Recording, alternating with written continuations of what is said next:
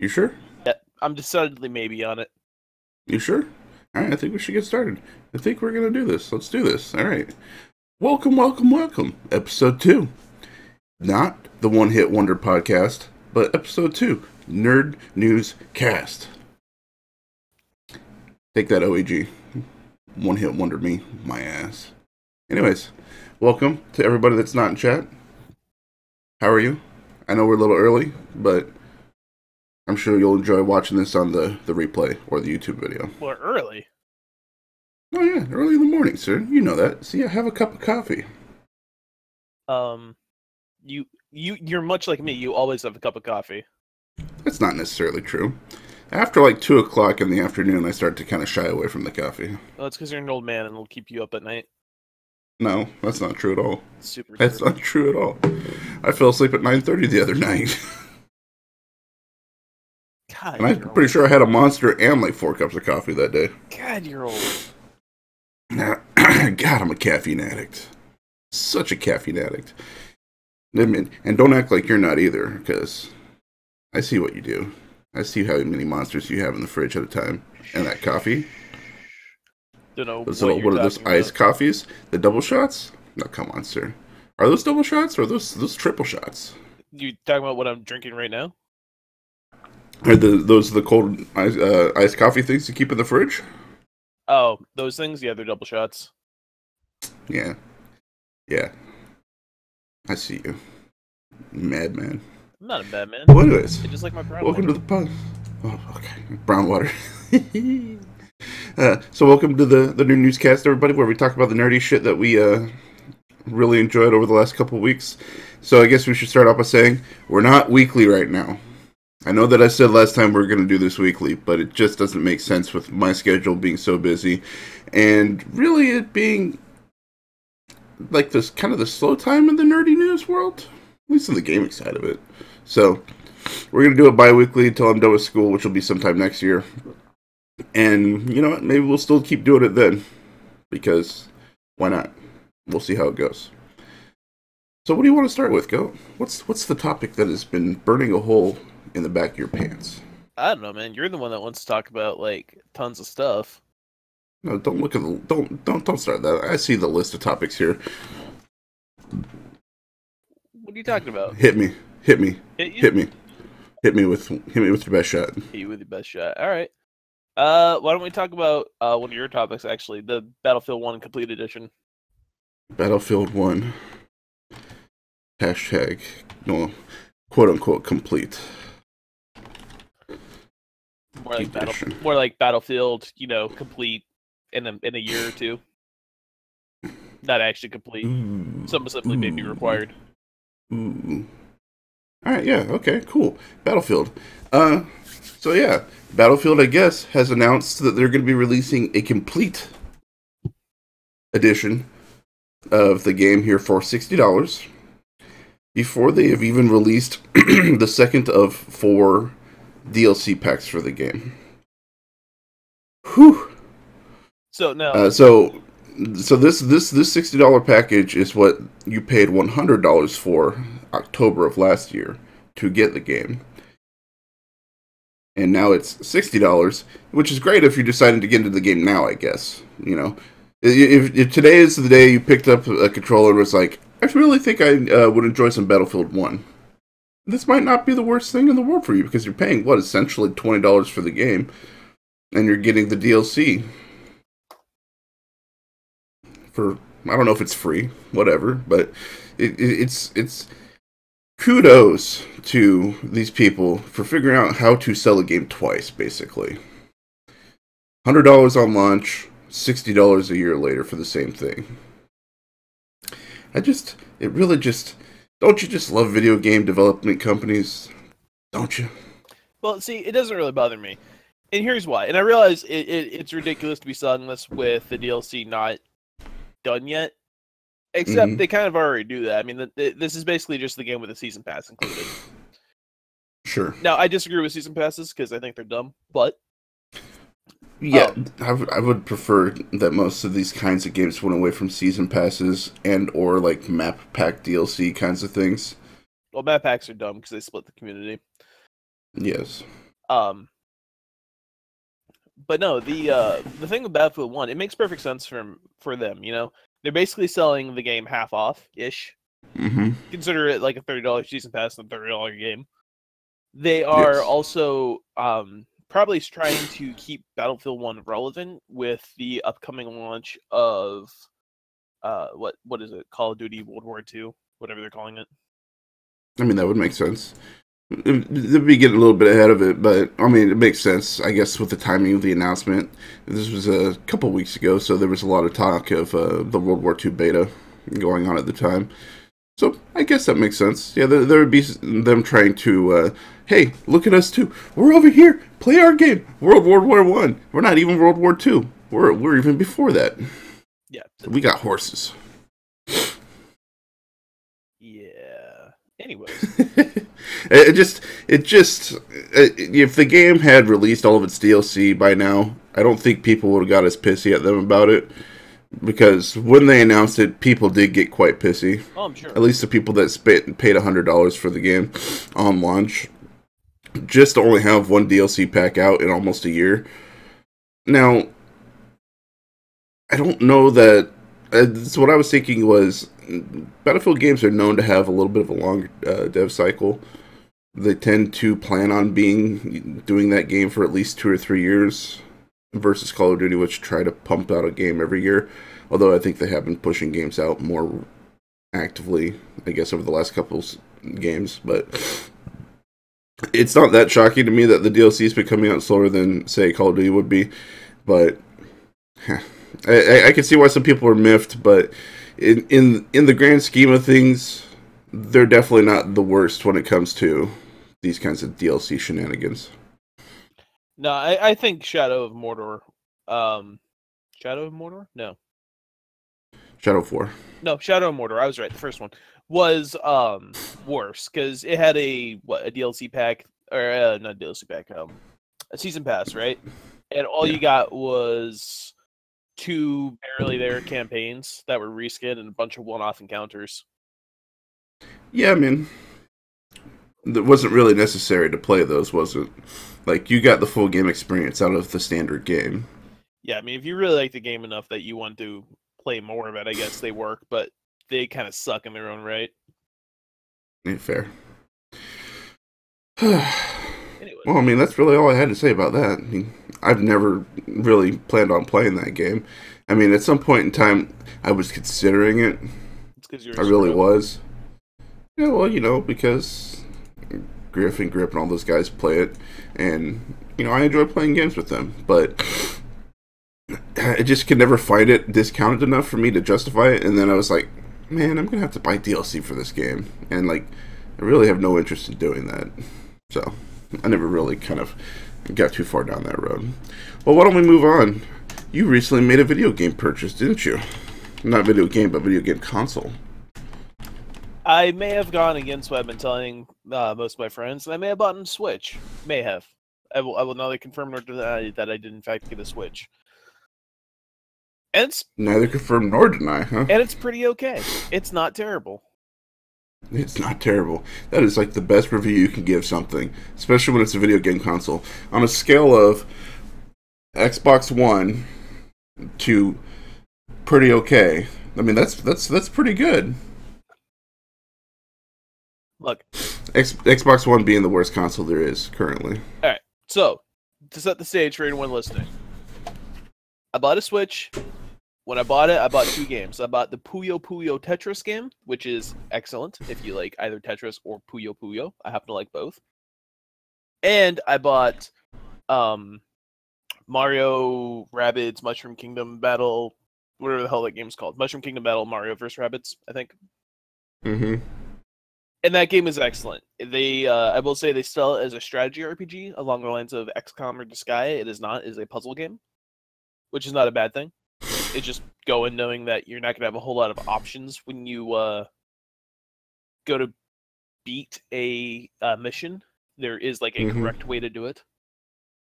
I mean, it makes sense, though, that they're kind of toning down the strategy for this based off of the people that will probably be buying it. I mean, you got the Rabbids and you got Mario. This is going to be aimed towards the younger crowd than XCOM.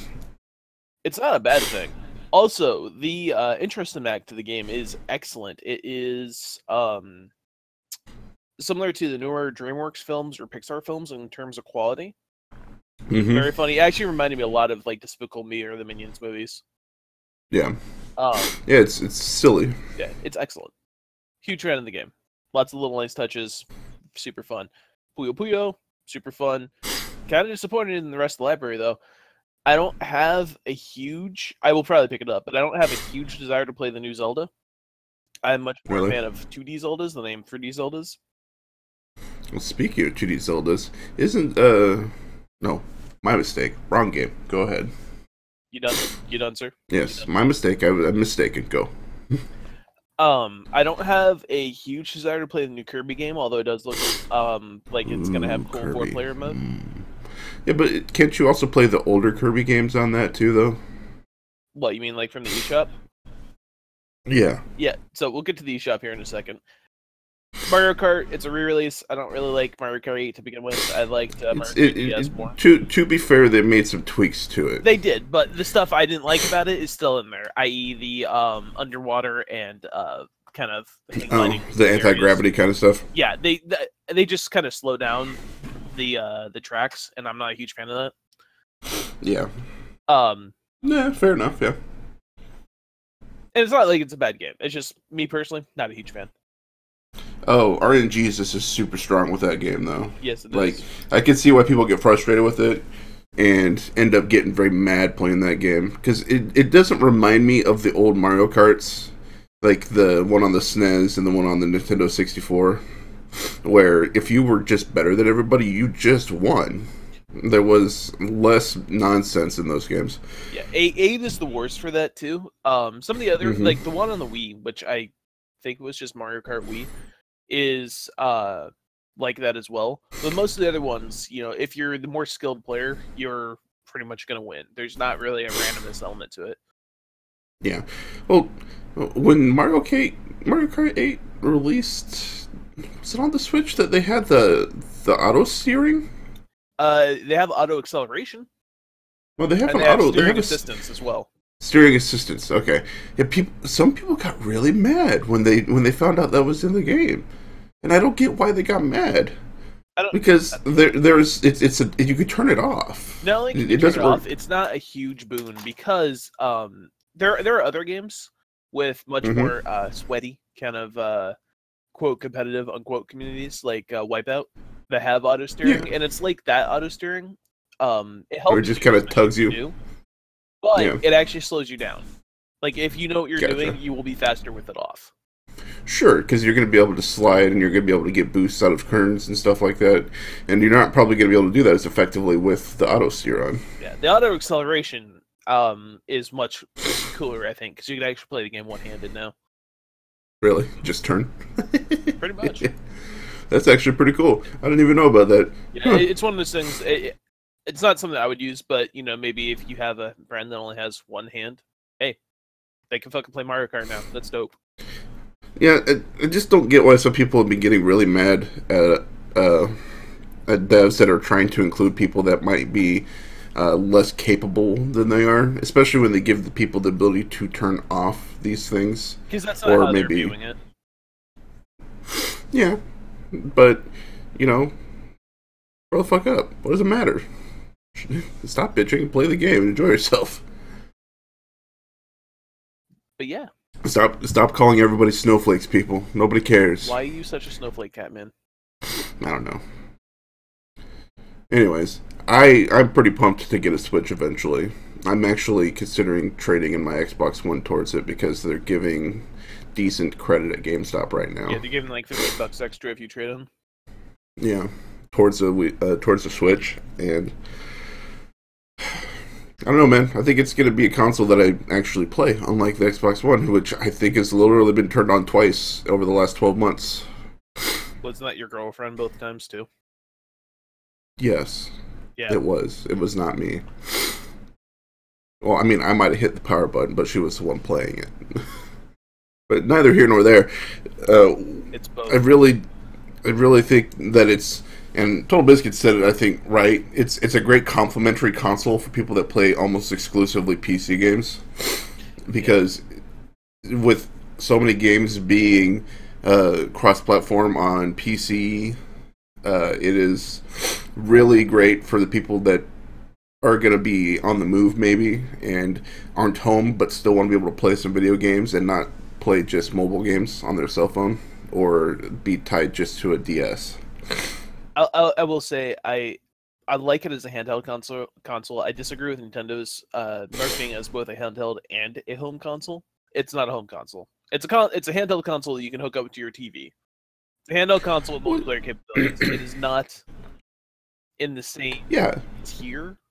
I'd agree with that. Game that like a PS4 or an Xbox is, and that's not a bad thing. I prefer handhelds to normal consoles.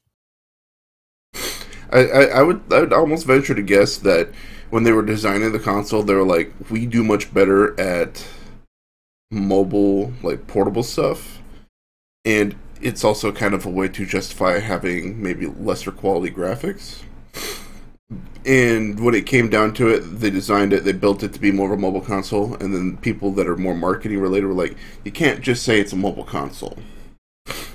How about we say it's a hybrid, but we all know it's tailored towards people that are more mobile gaming. Well, to that end, the reason I'm bringing this up is I really disagree with the $60 price tag on these games. These games should be $40. I mean, that's like Nintendo, dude. Every single one of them. Nintendo never going to do that, though. I mean, Nintendo's always known for not lowering the prices of their games at all and overcharging for DS games and probably now Switch games. DS and 3DS games are $40 though. Like that's where I'm getting this from. Like these should. Yeah, but some people would say $40 is too expensive. Right. I think those people are high though. No, what I'm saying is they should be priced according to handheld games, not according to home console games or stationary console games. However you want to differentiate that. And I realize some games like the Zelda game are big and do have that kind of like, more traditional console experience, but most of these games don't. True, that's very true. Also, realize anyone listening to this, you are going to be dealing with some graphics downgrades from what you've used. If any of you have ever used like a video TV, it's similar. I believe most games will output at like 960p or something like that, or 900p, something like that, and then you may or may not have frame rate issues. It kind of depends on the game. Really? Give me an example. Kingdom Battle, Mario Kingdom Battle. Actually has frame rate dips. I believe Mario Kart has frame rate dips. Splatoon 2 has frame rate dips. Really? Yeah. Zelda has frame rate dips. Depends on what you think is bad. Like when it comes to PC and console games, I'm 60 FPS minimum all the way. Handheld games, I'm a lot more willing to forgive frame rate dips because I've played like. Use the DS and 3DS as an example. On 3DS, I've played Final Fantasy Explorers, and on the DS, I have played Phantasy Star 0, and those both will dip down to like 5 FPS during chaotic battles, and it doesn't particularly bother me. That low though, really? 5? It doesn't last a huge amount of time, but yeah. But 5 frames per second is just like a slideshow. Yeah. It'll last a few seconds while spell effects are clearing and stuff. And I can't give you a good reason as to why I'm a lot more willing to put up with that in the handheld, but I am. It's just your thing, man. Everybody's got their shit that they're willing to put up with. Me, probably Call of Duty. I just don't get it. I enjoy the game. Even if it makes me angry sometimes, I put up with the nonsense. You just called Call of Duty shit. You were just very accurate. I appreciate that. I mean, it's not great. It'll never be as good as Black Ops 1 was. Just a fact. I'm sorry, you mean it'll be never... wow. Failed. I'm sorry, you mean it will never be as good as Modern Warfare 2, right? Oh, please. Don't get me started on that trash pile of a game. You know better. You get yourself started on that. You're purposely triggering me right now. I fucking hate that game. No, don't you sit there and say you're not, asshole. You know better. Catman's having a meltdown, folks. It's okay. A little bit. I can tell you some of the games I'm excited for that are coming out on the Switch. Yeah, hit me, man. So, Stardew Valley. I have it on PC. I've yet to play it. But on the Switch, that seems like the perfect game for a Nintendo Switch. Like, really does. I can guarantee you, if you let Lady Cat play that, you won't get your Switch back. I'm not going to let her touch it. Because she told me that the Switch is stupid over the weekend, so she doesn't get to play it. Ha! Anyways. It's games like that I think the Switch has its biggest potential for. Yes, they have their IPs that are going to be great, but since they have so much backing from the indie community right now, you look at the list of games that are coming out outside of the standard IPs, Mario, Legend of Zelda, the Rabbids game that came out, Mario Kart. I'm sure there'll be a Mario Tennis game at some point in time, even a Mario Golf game or something.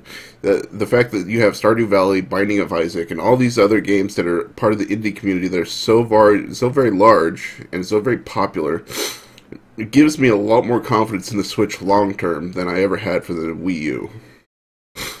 Yeah, I think the Switch will take the Vita's place as the indie console of choice. I mean, it already kind of is.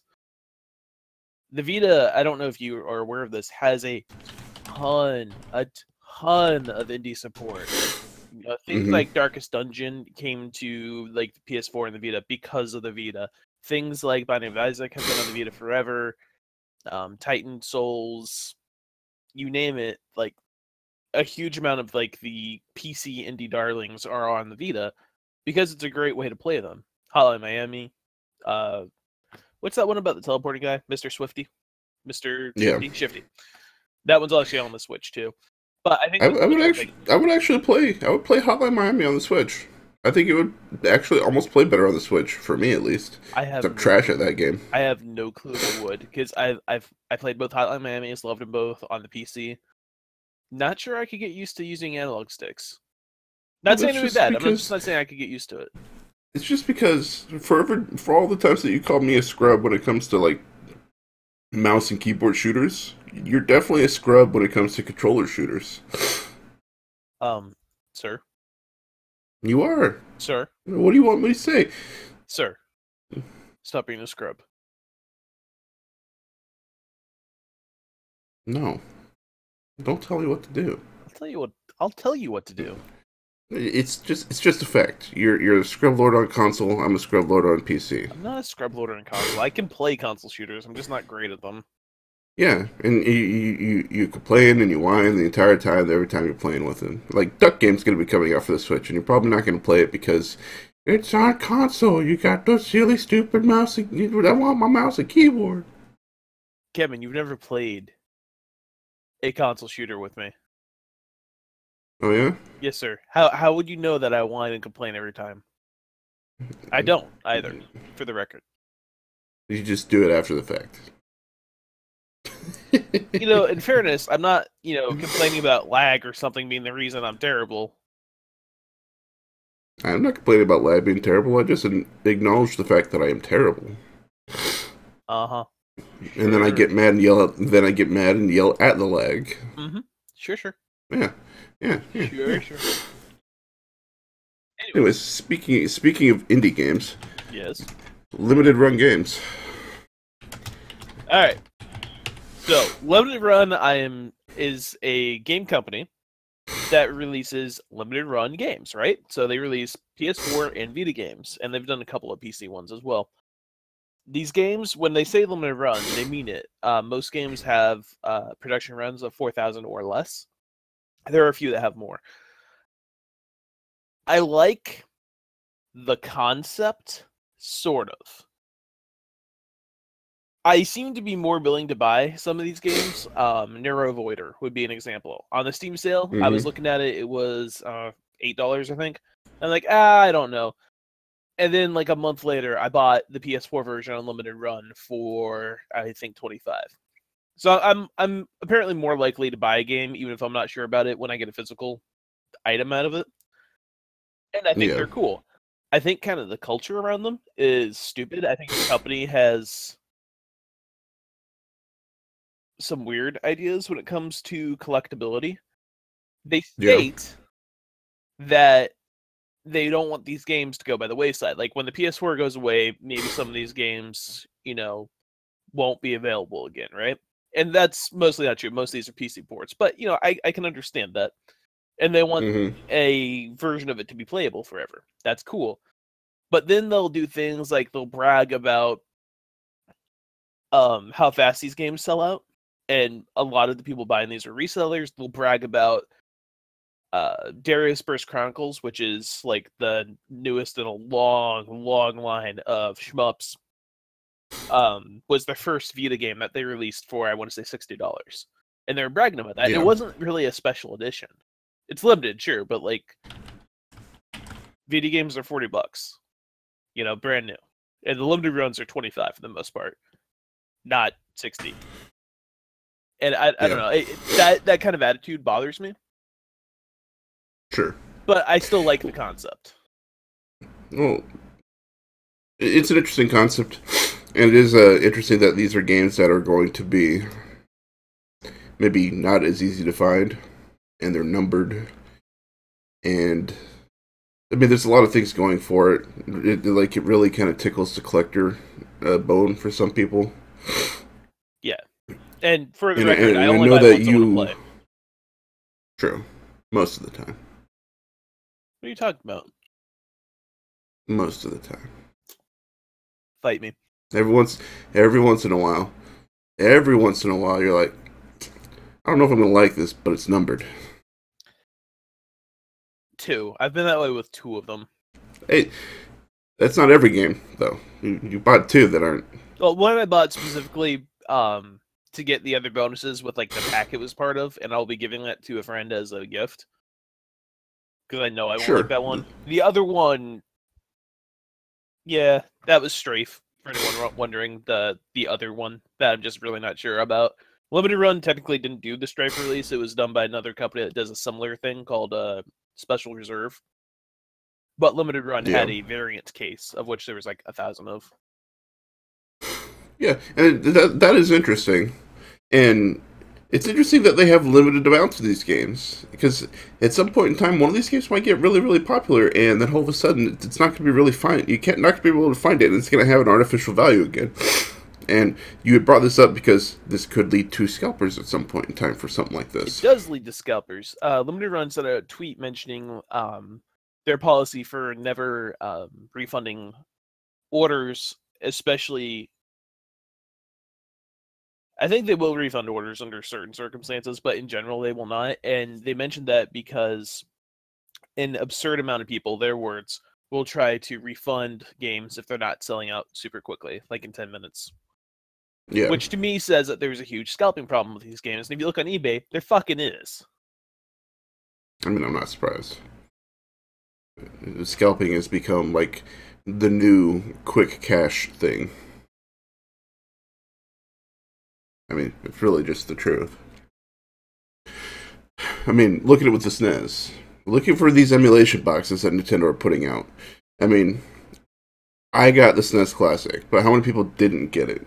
How many people are seeing that on eBay right now and are upset because now people are trying to sell it for $200 to get one, And how many people are upset at Nintendo because they're artificially doing this on purpose? That's what they think, at least. Nintendo says they're not artificially doing this on purpose. They're purposely making them artificially scarce. Yes. Well, Nintendo says they're not. Nintendo says they have only so many resources that they can do, and with the Nintendo Switch and the new 2DS and all this stuff coming out, we can only allocate so many of our resources to producing something like a SNES Classic or an N64 Classic, stuff of that nature. They won't do an N64 Classic. There's rumors that they're doing it. They hold the copyright or the patent or whatever that is, the trademark to that. Well, of course they do, because someone else can't do it. Look, well, that's true, but it's odd that I think Nintendo, it might be Nintendo, if not Nintendo, somebody else has released an official, like, updated version of the Nintendo 64 controller. Sure. That's less trash. Sure. For the record, anyone that's listening, the reason like most third-party N64 controllers don't feel right, the analog sticks on them are analog sticks. On an N64 controller, it's actually a rotary encoder, which the pretty much only thing you will have used that will have that kind of like feel is actually a mouse that has a ball in it. Fun fact. Yeah, that's also why you wear it out. No. And you end up going through so many of those controllers. Yeah, it's one of the reasons. They're also just not greatly made. I mean, for the time that what was that, 96, when the Nintendo 64 came out? Something like that. I almost felt like they put in mechanics into games like Mario Party that required you to spin that stick. They did. To purposely wear people's sticks out. Oh, to purposely do it? Nah. It's just the conspiracy theorist in me. Like, I'm sitting there spinning this controller, it's like digging a hole into my hand with it, going, why? Why would anybody do this? And why would any develop this? Why? No, stop. So anyways. Did you have a Nintendo 64 growing up, or were you on the Sony train at that point? So I've been a PC gamer since I was very, very young. Like some of my earliest memories are playing various like point and click adventure games like Monkey Island, Cement, Myst, stuff like that on a PC in my room. It was like a 90 megahertz. Not even sure it was Pentium 1. I think it was Pentium 1. Yeah. We had earlier pieces than that, but that was personal in my room. Growing up for consoles, I had a Sega Genesis, and then I had a GameCube, and then I bought myself a Wii when they came out. Like that was my console progression. Really? Yeah, and I got a PS3. I mean, the Wii was a good choice. The Wii was a good choice. I put thousands of hours into it. Yeah, for as much as people might have like talked trash about the game lineup because it was kind of trash after a little bit, the Wii had some fucking awesome games on it. It did. And it was, at the time, like the most innovative console I think we'd ever seen. Yes, Sega hype, bro. Sega hype. Yo, Jimmy, you gonna pick up that little Sega emulator that they're gonna be selling with all the Sega games on it? At Games has been doing this for a long time, and they're okay. I have an older one that lives in the trunk of my car, apparently, but Well, you do notice that these like Nintendo emulating boxes have become so popular that everybody's going to be doing them now, right? Like I said, isn't there there's an Atari box coming out? I think with fucking. I mean, it looks pretty, but there's been why? Nintendo is not the first one to this game. At Games has been doing Sega forever. Yeah. And then on top of that, you've had the flashback consoles for both Atari and Intellivision, and I think ColecoVision as well. Yeah. I know that they've been going on for a long time. It's been probably 11 or 12, 13 years since I remember first seeing one in a grocery store. But, like, this is, like, official releases from the actual, like, the people that made these games the first time. Does that even make a difference, though? Because, like, I didn't play with the NES Classic, and I don't know if there was any real issues, like, with input lag on the controllers or anything like that, which is always a big issue with these other boxes that would be coming out in the first place. I think the issue is not input lag on controllers, and I really think a lot of that stuff's super overstated. I think the issue has been just shit controllers. Oh, that's possibly part of the problem too. But with this NES Classic, I'm looking forward to playing a couple games. Donkey Kong, which I never beat when I was younger because I was not very good at platforming. I want to give that another shot. Actually, Final Fantasy VI, which is on there as well. That's actually what I hear a lot of the times. And it's before they went 3D, right? It's still a 2D one? Yep. So the community will pretty much, people who are fans of Final Fantasy will pretty much come down on either Final Fantasy 7 or 6 being the best one. And I think it mostly has to do with, with which one you played first. I played 6 first. Fair enough. And what was the other one? Star Fox 2. I mean, come on. You gotta be excited to at least try that. It might not be very good. I flat out told you the only thing I want to do with that SNES that you're getting is try out Star Fox. I mean, so did you actually hear about why Star Fox 2 never got released? Nope. So apparently Star Fox 2 never got released because it would have been released too close to the Nintendo 64 launching. 100% believe that. That is completely in keeping with everything I know about Nintendo and their bullshit strategies for marketing. Yeah, they didn't want people buying a new game for the SNES when they were releasing the Nintendo 64. So they shelved it. It was basically done. And this is the second time with the Star Fox game where they come in with this game right at the end of a console's life cycle. One time it got shelved, the other time it was just a piece of shit. Did you play Star Fox Zero? Well, no. I'm just going based off reviews, obviously, but The Star Fox Zero is not a piece of shit. The camera controls, or lack thereof, is a piece of shit. The way they force you to try to pay attention to both the controller screen and the actual screen, that sucks. The game itself is solid. And by solid, I mean it's got a lot of depth to it. Yeah, there's been a lot of complaints about the fact that you have to go onto that chicken crawler thing, and then the levels are pretty generic. I don't know. I mean, when I say a piece of shit, it's just not Star Fox. You know, Star Fox 64. It's not Star Fox 1 at all. I don't know. I don't even know what that is. Star Fox. It came. Well, I guess play is not the right word. I was going to ask, did you know what it is? It came with Star Fox Zero. It was a packing game. No. Was it really? Yeah. I think you can buy it separately too, but the big, you know how Star Fox Zero came in the bigger boxes? Yes. It was packed in with those. Some sort of tower defense game. Seemed kind of cool. Hold on a second. Are you looking this up? Fuck. No. What are you doing? Damn it. Cancel. Abort. I was trying to change the topic and I fucked up completely. Bork. Catman has become the Swedish chef. So, go over that one more time. I didn't quite catch all that. Star Fox Guard was a packing game with Star Fox Zero. And I believe you can buy it separately, but I'm not 100% sure about that. And some sort of tower defense looked kind of cool. Oh, yeah, I do remember hearing about this. And wondering why it was not more popular. Probably because you had to buy Star Fox Zero to get it at first. Probably. So I think you can buy it separately. I just haven't looked into it. And Jimmy with a really good point in chat. I guess it really speaks to the quality of most of Nintendo's products that they've been so successful despite their idiotic marketing decisions. It is so true. Nintendo is, like, as far as, like, their choices as a company, outside of like management, like the people that ran it were generally probably good people, but they made some really dumb choices along the way.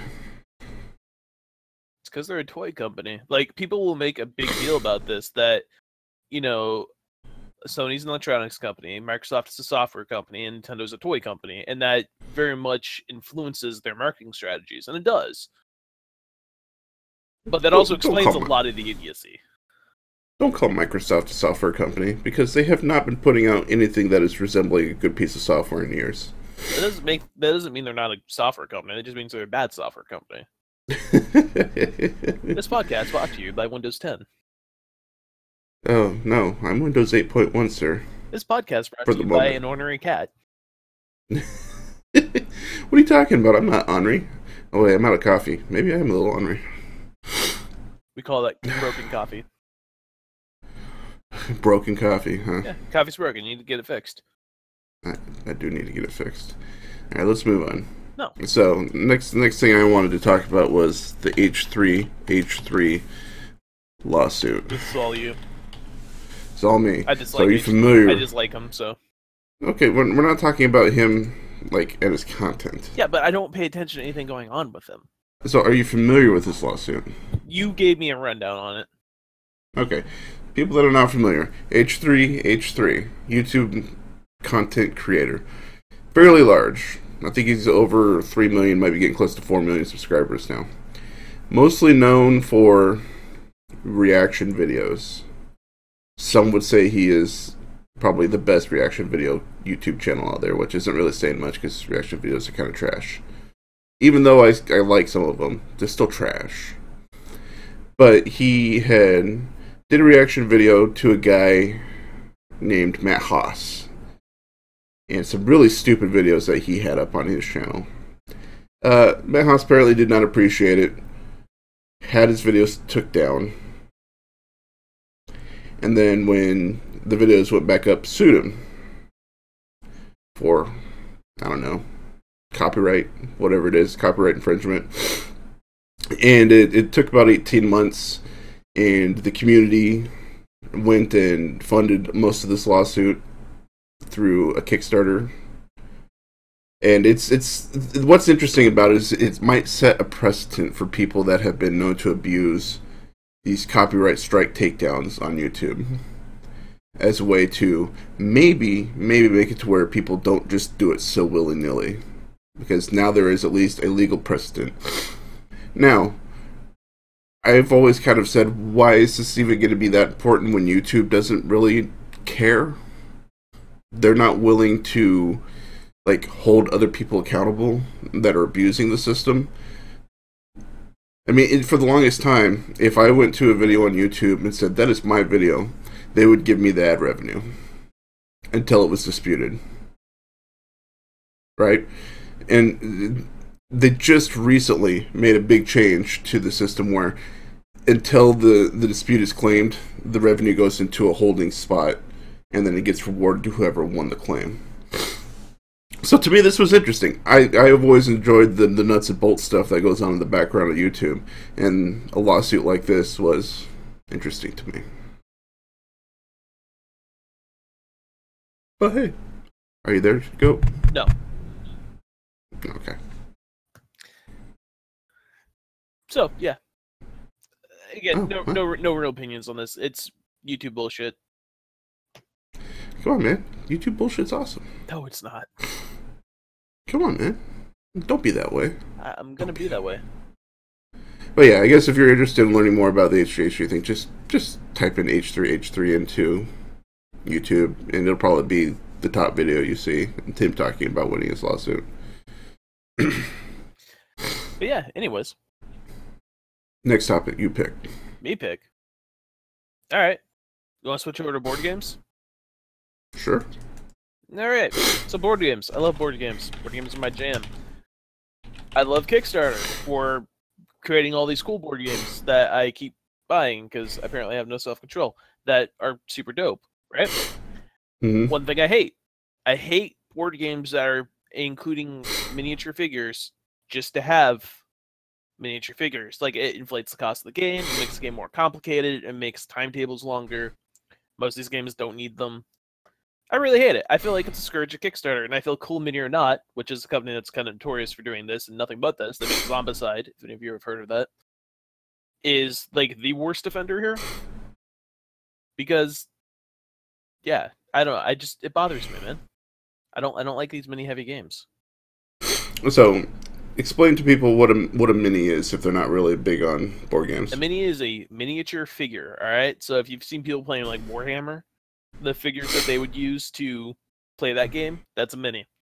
A lot of board games use minis to enhance the, fun factor, the cool factor, enhance the gameplay. Like, people feel a little bit more connected to the game when they have like a representation of their character that they can see in like 3D space instead of just a token or something.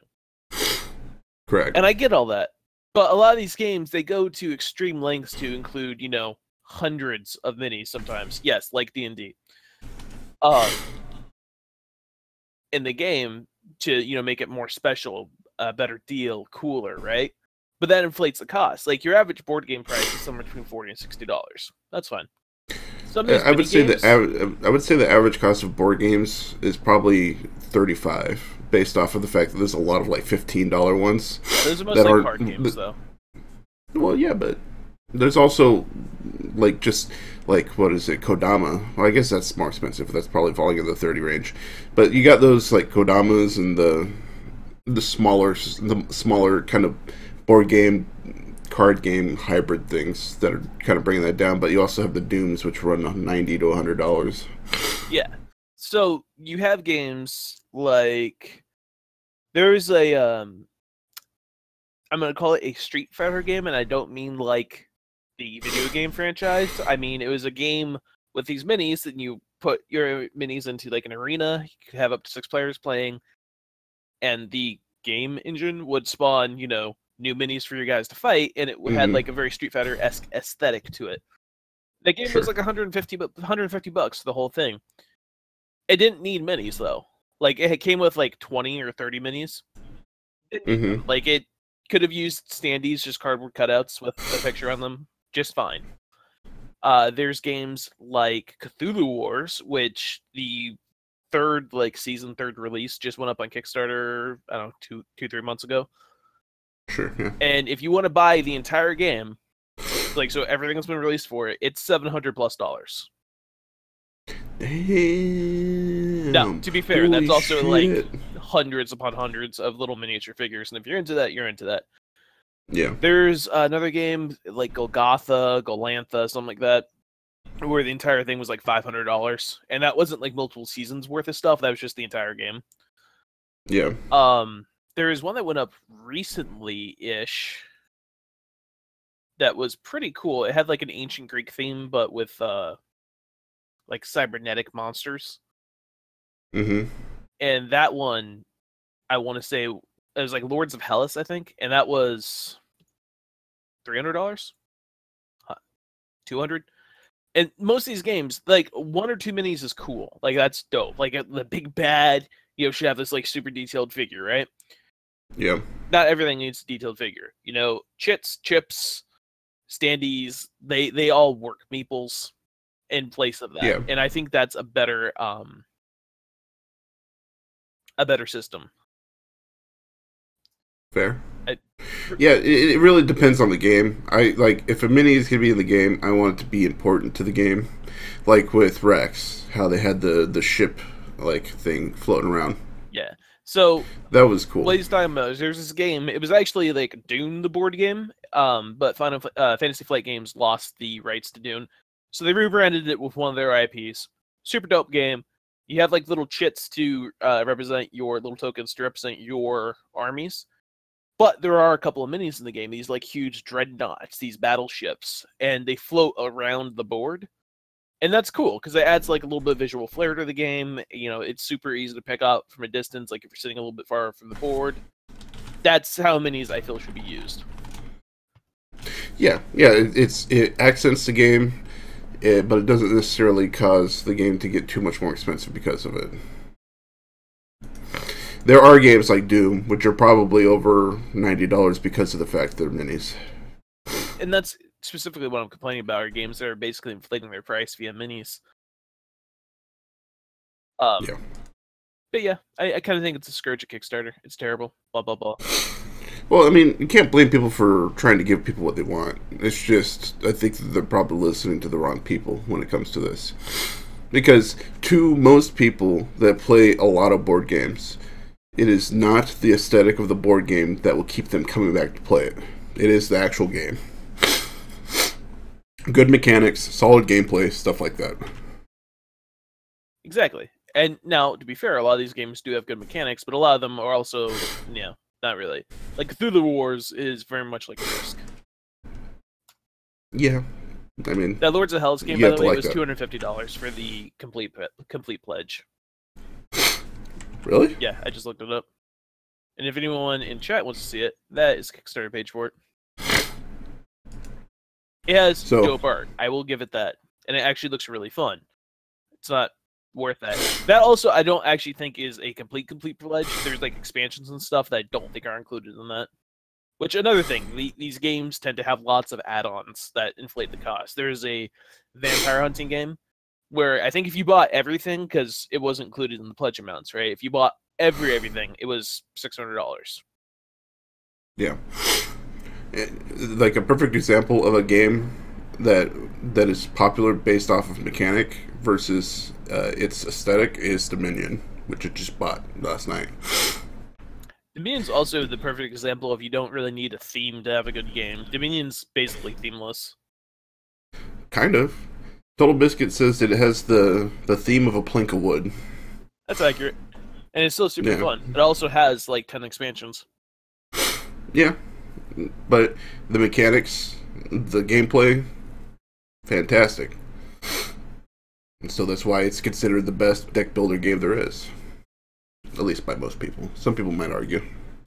I would argue that there are deck builders that do better things, but it's harder to get people into them. Like that Penny Arcade deck builder that you and I played. That one, I think, is actually significantly better than Dominion. But I also think it's going to be harder to sell people that aren't familiar with Penny Arcade on it. True. And that is the problem.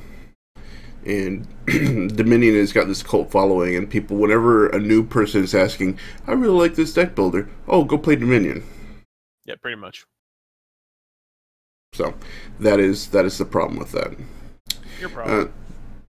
I think we should turn this into a semi-regular topic thing. New board games that you've got. So I just picked up Dominion. Did you pick up any new board games? Since the last podcast, yeah, I picked up several. I got Fate of the Elder Gods. It was a Kickstarter pledge. Super dope. I may have actually talked a little bit about it last time because I believe I was waiting for it. It is. Yeah, you were. It's a worker placement game, but you and the up to 3 other players are playing cults that are trying to summon ancient old ones. Ooh. Super fun. Ooh, that sounds fun. It is. Oh man, and I wish there was a way for us to stream actual physically playing board games. Oh, we could do it. Yeah, we could do it. It's just we don't have a lot of space, unfortunately. Yeah, but we need like 2 cameras. We need a lighting setup for it. It would be a real pain in the ass to set up initially, but boy, I would have fun. And I'd play a lot more board games, but you can never complain about that.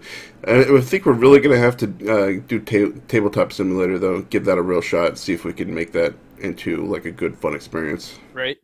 Though that's why I want to get the subscription to Tabletopia, the premium subscription, so that we can invite people in, and I'm the only one that has to actually be subscribed to play these games. Yeah. Because Tabletopia is a better system than Tabletop Sim, but it only supports the games that are on it. A lot of them aren't that great, but it's got some of the most popular games of the last couple of years, like Scythe in it too. Yeah. It's maybe, just maybe, if we can do this, I will actually get to play a 6-man game of Settlers of Catan. That's never going to happen. Give up on that.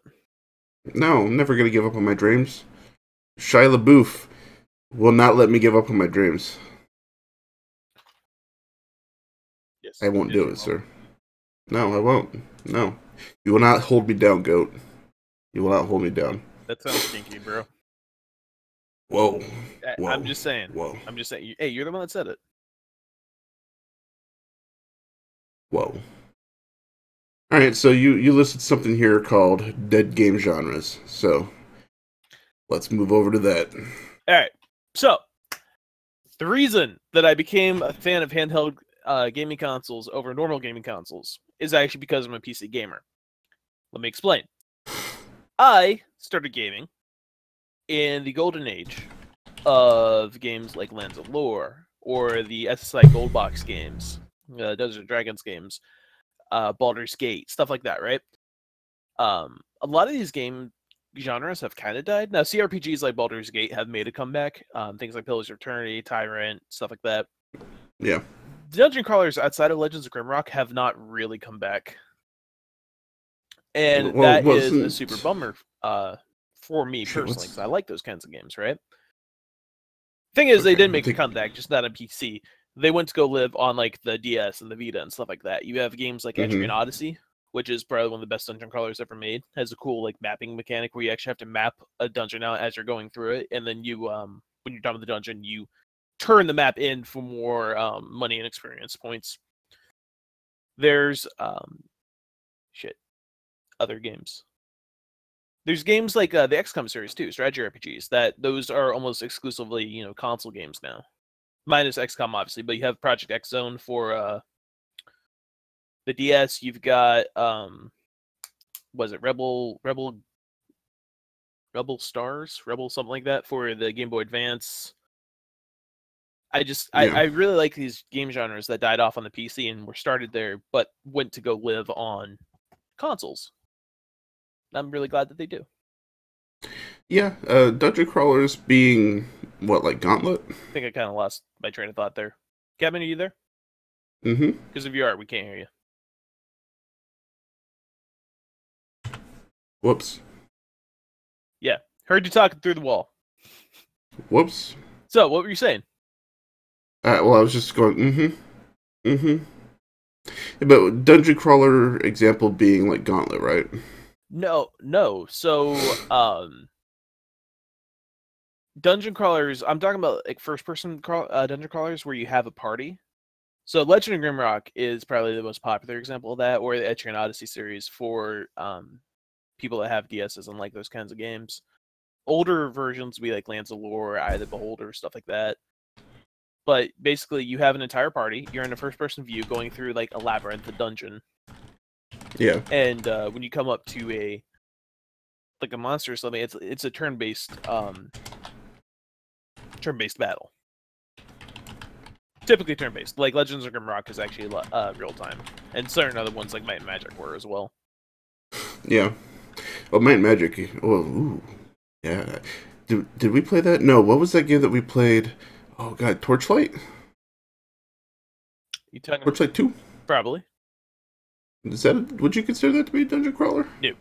That's an action RPG. Well, then I'm completely fucked. I don't understand these games. That's because they died off in PCs, and there's not a huge amount of them on consoles. Like I said, Legend of Grimrock's like the biggest one. And unfortunately, for most people, a lot of them are a little bit on the weeby side.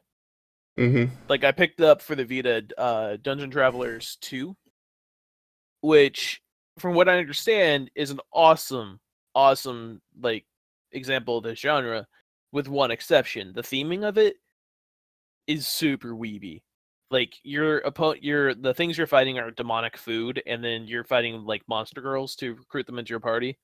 Totally not into any of that bullshit. I've been told that if you just imagine everything's like goblins and orcs, it's much better. Okay, I get what you're saying. Goblins and Orcs is something I've never actually played, but I've seen it, and I've always been interested in it, but I've just never pulled the trigger on it. So, Catman. Yes. I'm sending you pictures so you understand what a first-person dungeon crawler is. Oh, where are you sending those? Throw those in the chat. I send them in Discord, but okay.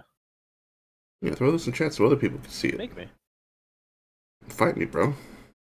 So, yeah, basically, they're like a JRPG in a lot of ways. And more to the point, JRPGs were heavily influenced by a series like Wizardry, which was one of the kind of original of these. Wizardry was huge in Japan for some reason. I don't understand why. But yeah, like they're a lot like JRPGs from first person view, and you're in dungeons like labyrinthine, I gotcha. mazes. Okay, yeah, it makes sense. I mean, I can see why they kind of died off. They're probably not very popular. Well, they are really popular on handhelds because they're perfect for handhelds, much like strategy RPGs. One of the like big strategy RPG series out there, Disgaea. Disgaea typically gets released on a normal console first, so like PlayStation 1, PlayStation 2, PlayStation 3. Sure. But they typically get ported to a handheld. So the first two Disgaeas went to the PSP, 3 and 4 went to the Vita, and then 5 is on the Switch. And I think that they're significantly better on a handheld platform. Largely because these games, it has to do with how long you play them. Disgaea, the storyline for these games typically is like 20 hours, give or take. Maybe 40. It kind of depends on the game. But it's easy to put upwards of 500 hours into these games by fully leveling out your party. I don't know about all the Disgaeas, but the first one, the level cap is 186,000. What? Yeah.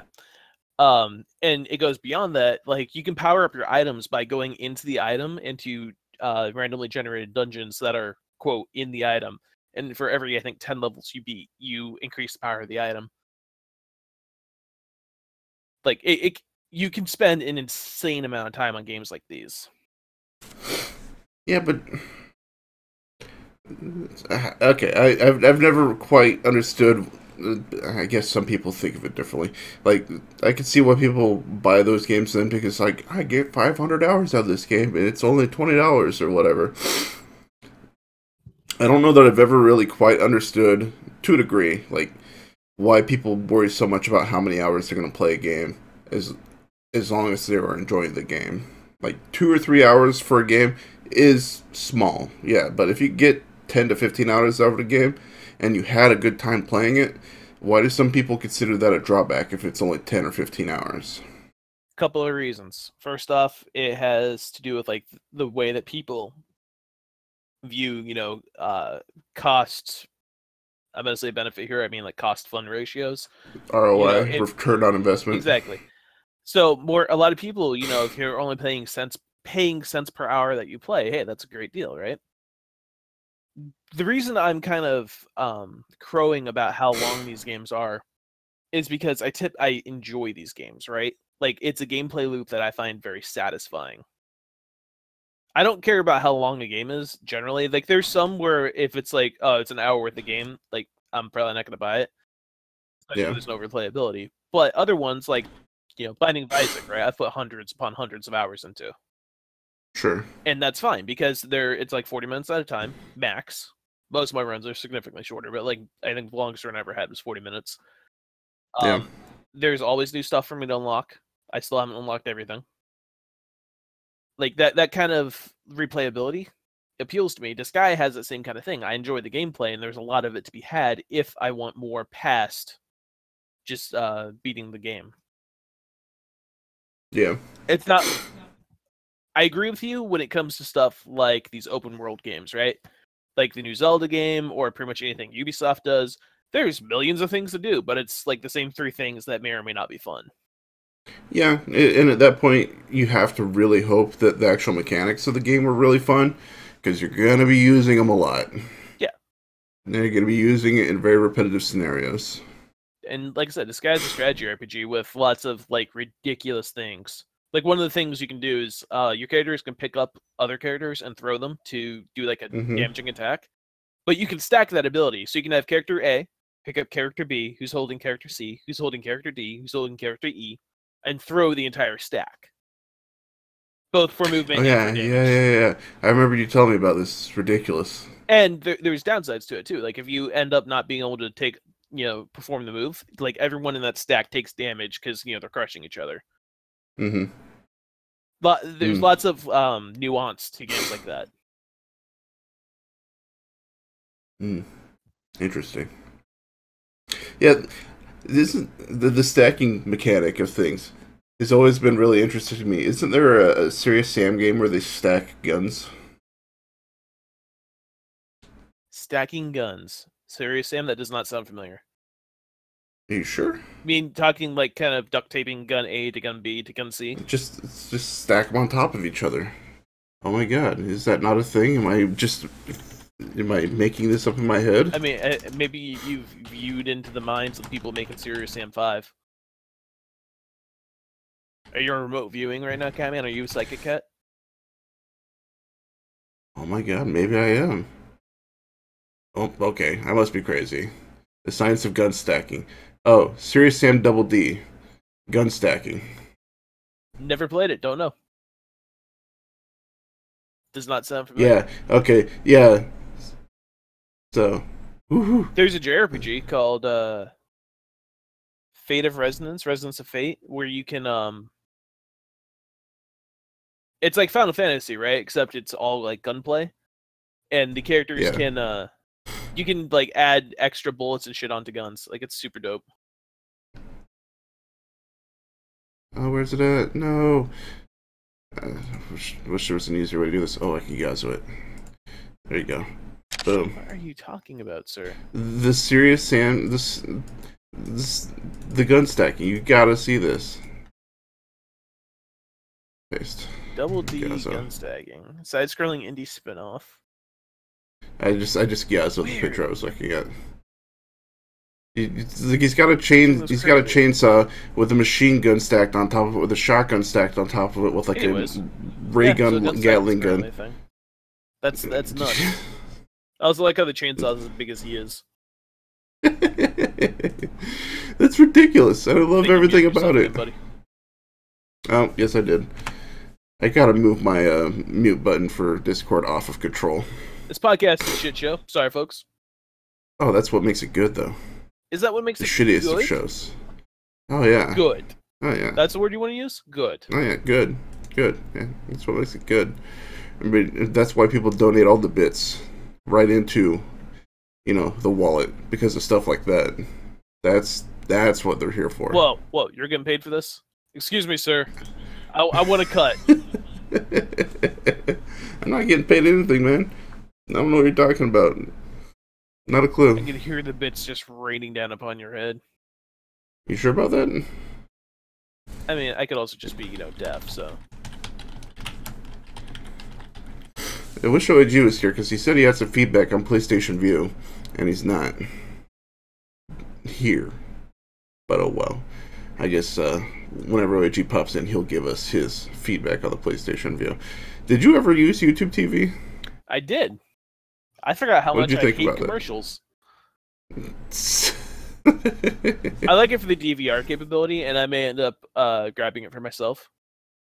I watch Really? enough shows on like Sci-Fi Chiller, stuff like that, where I'd like to be able to DVR things and then watch them, and I can fast forward easily enough. Yeah. Yeah, the DVR functions actually, it probably has one of the better DVR functions of these kinds of things. From what I've been told. I actually have yet to actually try it. I signed up for the trial, and then I've never actually used it, which is unsurprising to me because I end up doing this all the time. And then a lot of the times I'll let the trial run out, and yeah. And then I pay for it by accident. And then I cancel it after that. Didn't that happen to you with like multiple Humble bundles? Maybe. Potentially. Or Humble monthly bundles? And then you ended up like canceling a one because, it's Dark Souls, and it had super awesome games. Mm-hmm. Ooh, something that we didn't talk about that we should talk about. Yes. Bethesda and their paid mods. Alright, so I went on Twitter rant. Yeah, I went on a Twitter rant about the content or the Creation Club. Here's the thing: it's not that big of a deal. They can't do real mods that way because of the file format they're using limits them to a certain amount of form changes. These form changes basically let you do things like skins. You won't be able to do anything super complicated with them. So this is not a replacement to the actual modding scene. I do think that they're trying to set themselves up as the sole purveyor of mods, and they're trying to make it seem like the modding scene, the free mods, are sketchy. Yeah. So don't be surprised if Fallout 5, Elder Scrolls 6, whatever, no longer supports full mods, which I think is bullshit because Bethesda has basically made their name upon having shitty games that can be fixed with, incredibly good mod scenes. Yeah, dude, the mod communities love their games. Absolutely love them, and it's part of the reason why Skyrim is so fucking popular this day. Can't believe Skyrim coming to the Switch is supposed to be a big deal. So stupid. Anyways. Neither here nor there. Apparently, people are really upset at Bethesda right now, thinking that Bethesda is not paying the people that do the mods. They're paying them like they're actual employees. They're not paying them per download or per purchase. They're paying them a flat fee, which is fine. It's not like people who are doing this went into it blind. Yeah. I do think the mods are incredibly stupid, though. I was looking through it. There's nothing like cool in there. It's all dumb. The currency thing's really dumb too, but whatever. I mean, it is what it is. I mean, is anybody surprised in this day and age with a developer doing dumb shit? Yes, consistently. I'm not. Like, and you bring it up all the time. Bethesda is a really shitty developer. They are. And I was gonna blame it on the changeover from what it was before ZeniMax Media. Mm-hmm. So Bethesda is both a developer and a publisher, right? I was gonna blame Bethesda becoming a publisher on this shit show that has started, but Morrowind was developed and released while they were already starting to publish other games. So it's not just that. They suck. And to be fair, they've never released a game that wasn't, a bug-ridden mess. Well, wasn't I don't know, I might be wrong on this because I never really played the games. Wasn't New Vegas like one of the most bug-free versions of Fallout? And it wasn't done by them, it was done by another studio. And they just published it. I don't know if I'd say bug-free, because New Vegas has glaring bugs on its own, but it's a better game than Fallout 3 or Fallout 4 are. It's more fun. It's got a better story. Fair. That might be what I was thinking about, is that they're not necessarily the best at doing this. I guess people are really split on this. Like, people are split on old Fallout when it was, what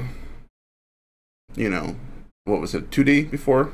Like the old series, like Fallout 1 and 2. It was an isometric game, so it was the tilted camera look, kind of a 3/4 perspective, and yes, it was 2D-ish. Yeah, and some people think those are the best Fallout games that they've made. But if you ask a lot of people that maybe have never even knew that those were a different kind of game, they probably started with Fallout 3. Look, Fallout 3 is not a Fallout game. Fallout 3 is a Fallout skin for Oblivion. And it doesn't have a whole lot in common with the other Fallout games, right? Sure. So Fallout is this really kind of dark and gritty world. Your choices matter. Lots of weird shit happens, right? Now, you have that kind of in Fallout 3, but a lot of it is more just, it's themed like Fallout. Like, it feels like a mod more than anything else to me. New Vegas actually brings back a lot of what kind of made Fallout special, sort of. Because it's made by people who made Fallout. Obsidian Studios is most of the former staff of Black Isle? Yeah, Black Isle. Which are the people who made Fallout. They also made, like, Icewind Dale. I could have those wrong, so anyone correct me if you want to. That's why New Vegas is more like that. Fallout 4 is an FPS with a Fallout skin. Fallout 4 is a lot more like if Rage was trying to be more Fallout-y. And it's not a bad game, settlement building aside, I think that's stupid, but and again, that's also my opinion. I'm not saying that's objectively stupid. It's not Fallout. Feels like a Fallout mod for another game. Fair. Also, the fact that you have a voice protagonist that, you have no control over what they say, that's kind of annoying. That's super not Fallout. That's the opposite of Fallout. Yeah, I mean, I don't know that I ever quite understood Fallout at all. I played about 14 minutes of Fallout 3 and was like, no, this is not for me. Not interested. Pass. Hard pass. I'm telling you, man, you should start letting me introduce you to these old PC games. It'll get there eventually. We talked about this the other day. Yeah, and you just keep saying, yeah, maybe eventually. When I have free time. You're never gonna have free time. Yeah, I will eventually. Liar. Just not right now. Hey, don't blame me for being busy. Blame me if I want. No, that's not what a goat would do. I think that's exactly what a goat would do. You kidding me? No, fair. True. Okay, well, that's all the topics we had, and we didn't get anything in the chat for questions for them. So, anything that you wanted to add on here before we wrap this up for the day? NES Mini's dumb. SNES Mini's dumb. Wii U was actually pretty cool. Just marketed badly. Switch is alright. Lineup sucks. It doesn't suck. You keep saying it sucks when it's okay. It's not good, but it's okay. Yeah, so I did actually want to talk about the Switch in one other respect. Blizzard. Blizzard makes games for people who like Blizzard games. There's a very good chance that if you like one Blizzard game, you will like them all. Sure. And that's not a bad thing, right? I'm not saying this is a bad thing. The Switch... Blizzard has their fan base, and they will always be able to milk money out of their fan base. Exactly. Like, it's very unlikely that you will only like one Blizzard game, with Hearthstone kind of being like the big exception there. I can see a lot of people liking Hearthstone and not liking other Blizzard games. Well, Hearthstone is an entry, like, it's a gateway drug for Blizzard games to a degree. If you like Hearthstone, well, maybe I'll give this Overwatch a try. So... And that's not a bad thing. Like, it's perfectly reasonable for a company to make games that people who like that company style game will buy. There's like, I can think of probably 10 Japanese developers that do the exact same shit. Yeah. Nothing wrong with that. What's weird about this is that the Switch feels like that, but expanded out to a console. All these first party Nintendo titles with they feel like I like Nintendo games, therefore I'm going to like this. People are largely saying that the Switch's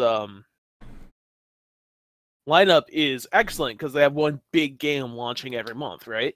Well, that's only really true if you're into that kind of game. If you like those big games. Right? Like, a lot of people don't like Splatoon, which I think is insane. Splatoon's amazing. But... Are you Squid now? Dude, Splatoon's the best. It's probably the next one up on me buying Switch games, especially with all the Splatfests going on and stuff. All these like cool limited time events. Sure. But like a lot of people want like a weird area control third person shooter, right? Mario Kart. That game has universal appeal, but then you run into people like me who think that this is not a very good version of Mario Kart. The Zelda game, open world games are not for everyone. And these games are being sold as ones with mass appeal, and I will admit, most people who have a Switch have the Zelda game. But, oh yeah, I mean that was the IP that sold the Switch at the beginning. But I think this is a problem in the sense that you cannot sell a console based on liking one company's games. Like that's what led to the downfall of the Wii U more than anything else. Yeah. Here, I need to stop myself with the Switch, and I was talking about this yesterday. I need to slow down. I'm letting my desire to get a Switch overtake the fact that if I wait till Black Friday or some other time, I will probably be able to get a better deal on a Switch. And I will be just as happy with it. I have a backlog of like 120 games on Steam that I can play. I have games on my PlayStation 4 that I can play. I need to slow the fuck down. Alright, so I will say this. For you specifically, Catman, buying a Switch right now might not be the worst idea, because it is a portable console, and you don't have any of those. Not at the moment. I do want a 2DS as well, though. Yeah. Because that thing looks fucking dope. It is fucking dope, and there's a lot of games that will never get ported over. There's some that are, to be fair, like Gunvolt Striker. Azure Gunvolt Striker has gotten ported, which is dope. It's kind of like Mega Man X. Mm-hmm. So if you like Mega Man games, you will probably like it. Dude, I played the fuck out of Mega Man. What was it, 5? I think on the original Game Boy. Yep. I think it was V. Yeah. Oh, I played the fuck out of that game. I actually think I almost beat that game. I was not very good at those games. Yeah, so speaking of, I will say one of the most surprising games on the Switch is a eShop only title. It's Mighty Gunvolt 9, something like that. It is a crossover between this Gunvolt franchise, which again is very much like Mega Man Legends, and Mighty Number 9. And shockingly, it is amazing. It's what Mighty Number 9 wishes it would have been. Pretty much. Like it's a very good, feels kind of like a SNES game. Like it's incredibly good. Lots of content, really cool. But yeah, for you, I would say the Switch is not a bad deal. I will also say for anyone that's waiting for Black Friday, don't be too surprised if there's not really any good deals. I'm willing to bet what'll happen is these $360 Switch packs that come with the game will be discounted to like $330 or $300, which is cool because you get a free game. Keep in mind, basically, those games are all download. None of these Switch packs actually have a physical game in them. Really? Yeah, that's why I didn't get the Splatoon bundle, because I actually wanted those controllers. I think they look cool. The purple and like neon green ones. But I don't. Despite my massive Steam account, I'm not a huge fan of download-only games. I mean, you can tell by the fact that you have like 100 actual boxes stacked on top of each other out in the living room. I have 250 physical games, sir. Not a problem. That's not a problem. You don't have a problem when it comes to buying stuff randomly, do you? I don't know what you're talking about. I also totally don't have an actual copy of Steel Battalion, controller included. It totally sounds like you do have one of those. I do. It's huge. Because we all need, a 3-foot-long controller with 2 joysticks to play, a mech game, right? It's huge. And, and 3 pedals. 3 pedals. Can't forget the pedals.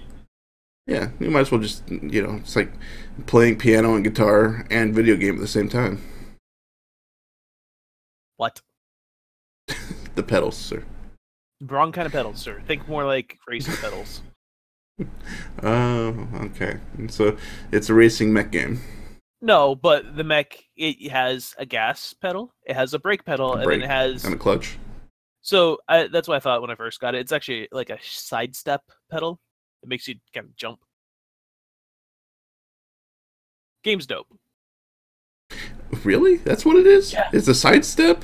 Like just a bunny hop to the left or to the right? Like, can you control which direction you go? I think you can. I have not played a whole lot of the game despite, spending an absurd amount on the controller. Because I found out that it's kind of hard to get the controller set up. Fair enough. I mean, at some point in time, you'll probably be able to resell it and make some good money. If not, no, well, fuck it. That's worth more right now than what I bought it for, so that's something, I guess. Look at you, investing in the game market right there. You're basically a scalper. No, I don't care what it's worth. I'm not selling it. You just glossed right over that. How dare you just not take my bait, sir? Well, you are a masturbator, sir. How dare you? Y'all can tell. How dare you? Y'all can tell Catman's tired. He's just walking into traps left, right, and center. I'm not tired, sir. I slept. You're tired. I am tired. I didn't sleep. I had a cat attacking my face all night. It was not me. No, a kitten. I had a legitimate kitten wanting to play all night long. That's why you just throw the cat out the door.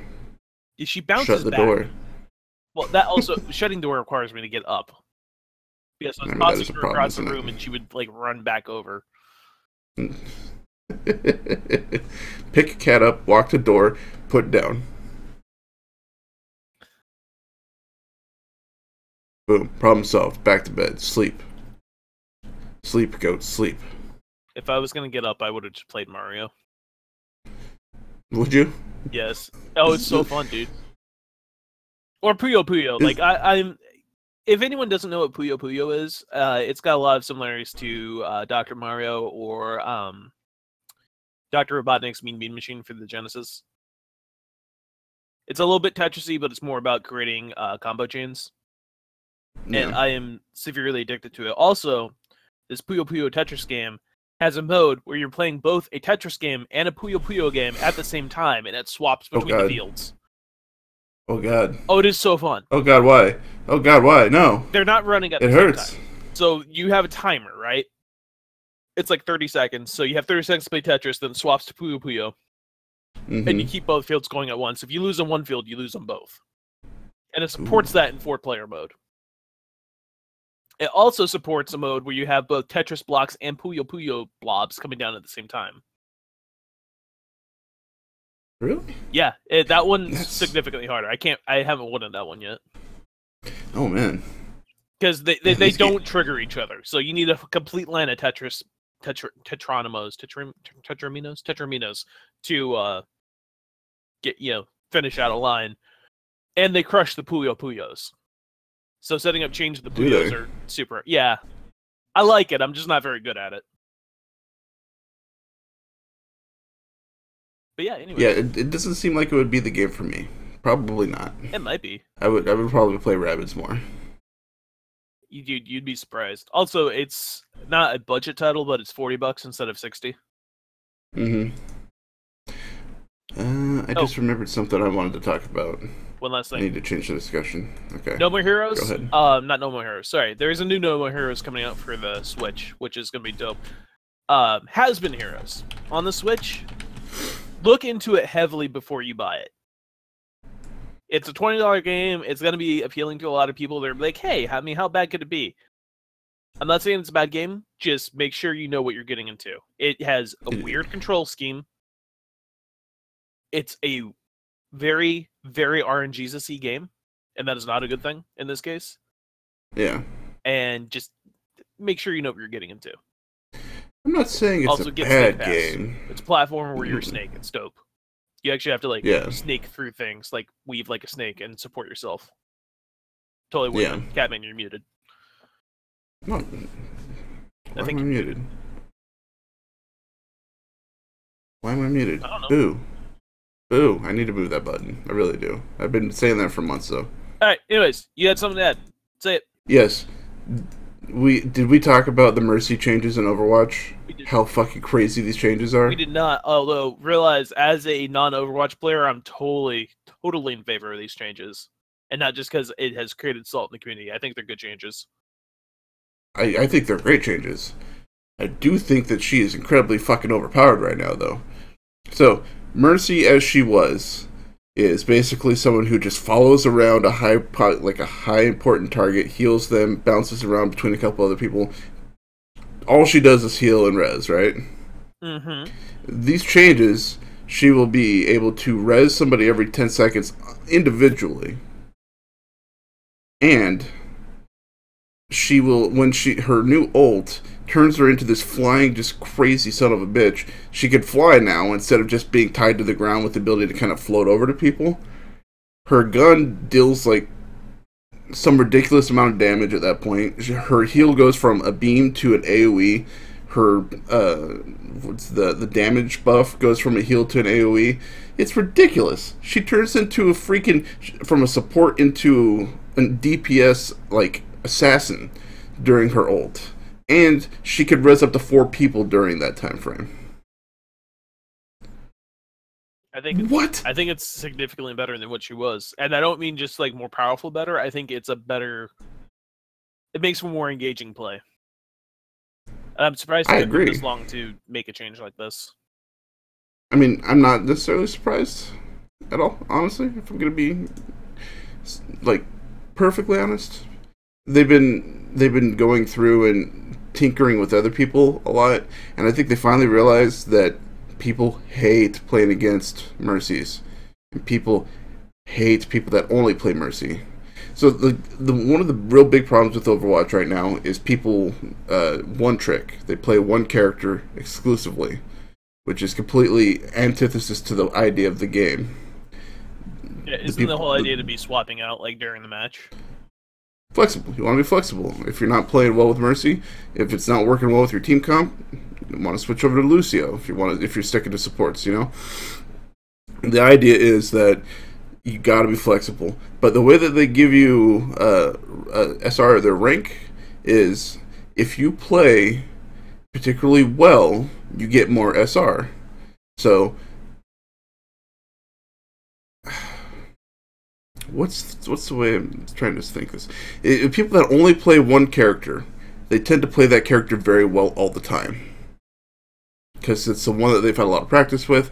So you'll see people with 40% win rates climbing through the ranks, because when they lose, they only lose a little bit because they still did well. But when they win, they get a lot more rank because they were gold and heal. They always have this, stuff like that. And it was really particularly bad with Mercies.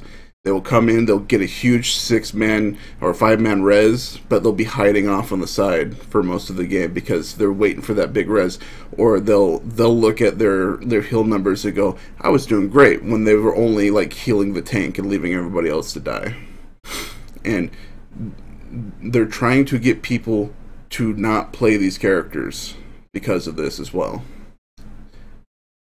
And I haven't played Overwatch in a little while because of stuff like this, and it's making me want to come play it again. Then play it, dude. Don't. I will. Don't let your wishes be wishes. Don't let my dreams be dreams. Something like that. Anyways, I think Mercy's a badass bitch now, and I always thought she was bland as fuck. Is she a bad bitch now? I'm glad. Oh, she is. She is. Well, anyways, I think that's all I had for topics. Did you have anything else that you wanted to talk about? No, I'm good, man. Alright, cool. Episode 2. We did it live. We actually did it. We're at the very least, we're a 2-hit wonder podcast. Well, I don't know if this one's a hit yet. We'll see what OAG. It's always a hit. It's always a hit. I don't care what OAG says. No, we need Toasted and OAG to, to weigh in and give us their sarcasm. Oh, okay. I mean, if we're looking for sarcasm, you're going to the right places for that. Dude, right? I mean, Toasted's got more sarcasm coming off his bald head than anybody I know. That's all the vaping. The vaping. Oh, and I think... Oh, no. I'm gonna just drop this. Anyways, thank you, everybody. Appreciate you coming by. Have a good night, day, morning, whatever it is when you're listening to this. And we'll see you in 2 weeks for episode 3. Baller. Goodbye.